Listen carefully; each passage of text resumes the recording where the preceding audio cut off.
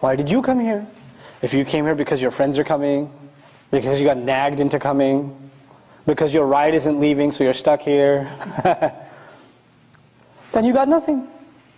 But if you were here, say, what your intention was, I'm going to remember Allah tonight. I'm going to come closer to Allah tonight. Did even the wait, when there was nothing going on here, did that count in your favor? Change of attitude, change of intention, right? It'll help you so much in life. Because when you do things, you'll pass out the flyers, and you will invite people, and nobody will show up, and you'll say, oh, people don't listen. You won't be frustrated. You know why? Why were you passing out the flyers? Why were you sending the invitations? Where did you put the expectations with? Your job is the effort, his job is the results. You're not in charge of the results. When you internalize that, life becomes so much easier. And you become more satisfied with yourself. You don't become frustrated. No, there were only a few people there. There could have been more. Yes, there could have been more. But that's in the hands of Allah. Did I do my part? Did I make enough effort? That's the only question to ask. And were my efforts seriously for the sake of Allah? That's the question to ask. These things I bring up because intentions are not something you make once. There was one time in your life you made the intention you're going to serve Allah's religion. You're going to become a better Muslim. You made that intention. But that intention can get rusty. So you got to keep going back. You got to keep fixing it. And you know everybody else thinks your intention is strong because they only see what? The outside. What don't they see? The inside. And because they see the outside, they tell you, you're pretty good, man. And you start believing them too. So you're only making the problem worse for yourself. The first remedy was remembering Allah. The second remedy, find better company. Find company of people that are better than yourself. The third remedy, important remedy, learn to keep your mouth shut.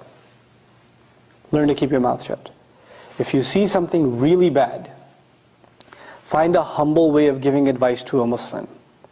Think, are the words I'm going to say to them, are they going to make them even more, averse to the religion? Or should I find some loving, soft way of slowly pulling them back without compromising the principles? But can I bring them in closer to the deen? Maybe change their company, maybe change of scenery, maybe if they heard a little bit of advice. You don't want to change their behavior first. You want to change what first? Their heart. Once their heart changes, behavior will change automatically. Most of the time we go after people's what? We go after their behavior. You can't change people's behavior. You can only remind them and hope that Allah changes their hearts. Right? Your job is to remind. فَذَكِّرْ. The messenger sees people doing shirk, people doing kufr, and Allah is telling him year after year after year, فَذَكِّرْ إِنَّ فَعَتِ الذِّكْرَى فَذَكِّرْ إِنَّ فَعَتِ الذِّكْرَى. Remind them, reminder will have benefit.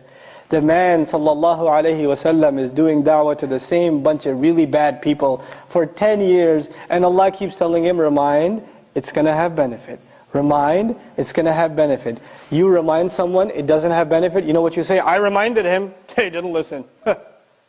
That guy's not going to benefit from a reminder. Look at the seerah of the messenger. How often does he remind sallallahu alayhi wasallam? And Allah keeps telling him, you may not see the benefit. You may not see the benefit, but is there still benefit? There is. And who's the first person who benefits from sincere reminder?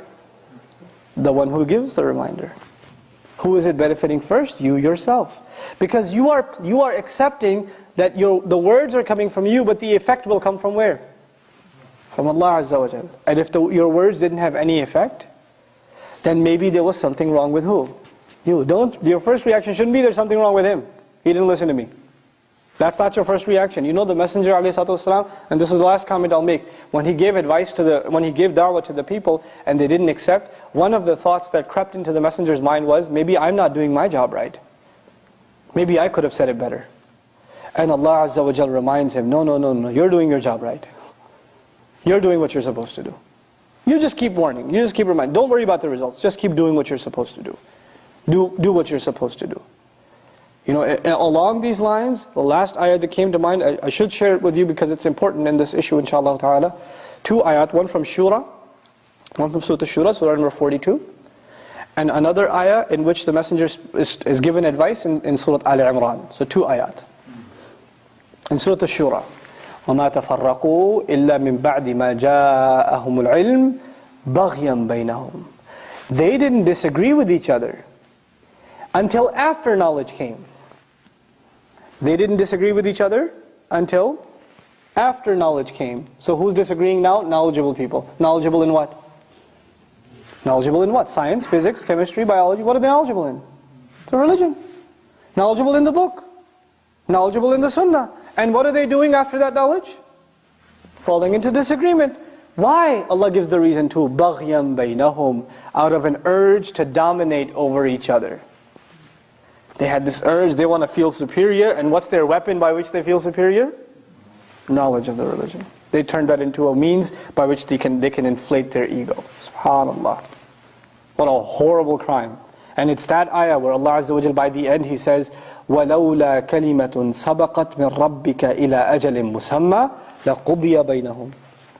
Had it not been that a time had been appointed for them from ahead of time, meaning had it not been that Allah had already decided when they will be punished, their matter would have been dealt with immediately. They would have been punished right away. This is a high crime. This is a high crime that they're doing. Using the weapon to disagree, the knowledge as a weapon to disagree with each other, not for any other sincere reason except ego. A horrible, may Allah protect us from that crime. Especially our youth, man, youth culture in this country. You're playing ball, somebody blocks your shot, what happens? The next play, you better avenge and revive your dignity because the tribe will look down upon you, right? There's this culture, how dare you against me? It's not just a sport, it's a test of ego, right? Somebody cuts you off on the road, what gets enraged? You, with your Honda Civic, pass me by, me with the M5? No, I will show you. I will express my supremacy very, very soon. I'm going to floor it and show you how it's done. What is that a show of? Ego. Constantly in our culture, we're being sent the message: inflate your ego. It's all about you. It's all the songwriter, the singer, my chain, my hat, my shoes, my socks, whatever.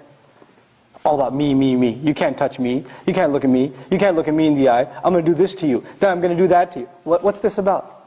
What's the whole message? Ego. Worship of the self. That's all it is. That's really what it boils down to. And this deen is only a deen for those who humble themselves before Allah. Right? So that's very, very important message of this ayah. The last ayah, Ali Imran. And especially for those who are in a position of leadership. Those of you that others look up to. Those of you that know and think even that you have more knowledge than others. Allah tells His Messenger sallallahu alaihi wasallam, فَبِمَا رَحْمَةٍ مِّنَ اللَّهِ لِنْتَ لَهُمْ وَلَوْ كُنْتَ فَضًّا غَلِيظَ الْقَلْبِ لَانْفَضُّوا مِنْ حَوْلِكَ. It is by the special favor and mercy of Allah that you, sallallahu alaihi wasallam, are lenient towards them, meaning the Sahaba. It's a special mercy from Allah that you, sallallahu alaihi wasallam, are lenient towards them. وَلَوْ كُنْتَ فَضًّا غَلِيظَ الْقَلْبِ. If you were tough, harsh of the heart, if you were stiff with them, if you were arrogant towards them, if you were even hard, rough around the edges when you talk to them, if you were, stern with them, لَنْفَضُّوا مِنْ حَوْلِكَ. They would have dispersed away from you. They, who's they? Sahaba would have ran away from you. Who's you? The Messenger said, can you imagine the Sahaba running away from the Prophet? Allah didn't say if you didn't call to the truth, they would run away. If you stopped teaching them Qur'an, they would run away. If you didn't present, the wahi, they would run away. What would the Messenger do that would make them run away? He's still teaching Qur'an, he's still giving the truth. Everything's the same. What's the only thing that changed in the ayah that would make them run away? He's tough to them. He's harsh with them. That would be enough and they would run away. SubhanAllah. What a message Allah is teaching His Messenger sallallahu alaihi wasallam. If that's the message to the most amazing leader, you don't think it applies most to us? It applies enormously to, if you're in any position of leadership, and if I was to ask for a show of hands, don't raise your hands, rhetorically, if I was to ask for a show of hands, how many people are in a position of leadership? You know what? All of you should be raising your hand. You're all in a position of leadership. You're all in a position where you should be able to give counsel to someone, and that's fine. But how do you give that counsel? Especially if they're Muslim. Instead of making them more averse to the religion, learn to be a little more tolerant. Don't justify wrong behavior. That's not what I'm saying at all. If you see some haram, Call a spade a spade. Look, this is haram.